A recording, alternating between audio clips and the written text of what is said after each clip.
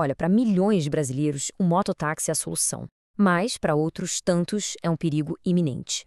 Hoje, a gente vai mergulhar nesse universo complexo para entender, afinal, por que esse serviço divide tantas, mais tantas opiniões.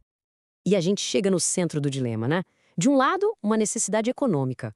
Do outro, a segurança pública. A grande questão é essa. O mototáxi é um motor para o progresso ou um risco para a saúde de todo mundo? É exatamente essa pergunta que está na mesa dos legisladores e, na verdade, na cabeça de toda a sociedade. A resposta, seja ela qual for, vai definir o futuro de um serviço que, convenhamos, é extremamente popular. Então, para a gente entender bem esse debate, vamos começar pelo lado, digamos, positivo da coisa. O papel econômico e social que o mototáxi tem no nosso país, que, olha, não é pequeno. E quando eu digo que não é pequeno, eu não estou brincando. O impacto na economia é gigantesco. Pensa só, 5 bilhões de reais. É isso que o serviço de mototáxi injetou na nossa economia só em 2023. É um setor que realmente faz a roda girar. Mas, claro, por trás desses bilhões, o mais importante são as pessoas. A gente está falando de mais de 114 mil empregos indiretos. Isso significa que, para muita, mas muita gente mesmo, o mototáxi não é só um jeito de ir de um lugar para o outro. É o que coloca comida na mesa. E quem são os passageiros? Bom, os dados mostram um retrato bem claro. A maioria esmagadora, 64%, pertencem às classes C, D e E. Ou seja, para uma parcela enorme da população, o mototáxi não é só mais uma opção, não. É muitas vezes a única alternativa viável para se locomover. E para quem está pilotando a moto, o impacto é ainda mais direto. Como diz o Luiz Gustavo Neves, para muitos deles é a principal ou única fonte de sustento. E isso, muda tudo. O debate deixa de ser sobre conveniência e vira uma questão de sobrevivência mesmo. Sabe, é super importante a gente entender que o mototáxi não apareceu do nada. Ele surgiu lá nos anos 90 como uma resposta a problemas bem reais. O desemprego em alta e um transporte público que, vamos ser sinceros, deixava e ainda deixa muita gente na mão, principalmente nas periferias. Ok, mas, como tudo na vida, existe o outro lado da moeda. Um lado bem mais sombrio, medido em leitos de hospital, estatísticas que, sinceramente, são muito preocupantes e a gente não pode, de jeito nenhum, ignorar. Os números do Atlas da Violência são pesados.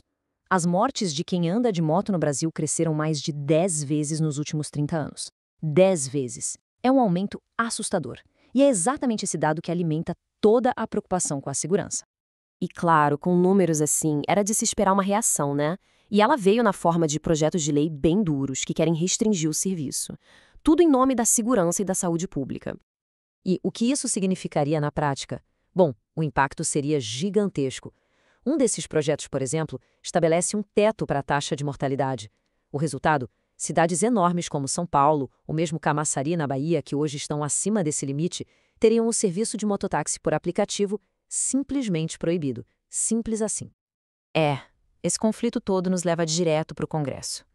E lá a gente tem dois caminhos bem diferentes sendo propostos. Duas visões que vão disputar qual será o futuro do mototáxi no Brasil. Então, de um lado, a gente tem uma proposta que aposta na capacitação. A ideia é, vamos treinar melhor os profissionais para aumentar a segurança de todo mundo. Já do outro lado, a abordagem é bem mais radical. Vamos proibir onde o risco for considerado muito alto.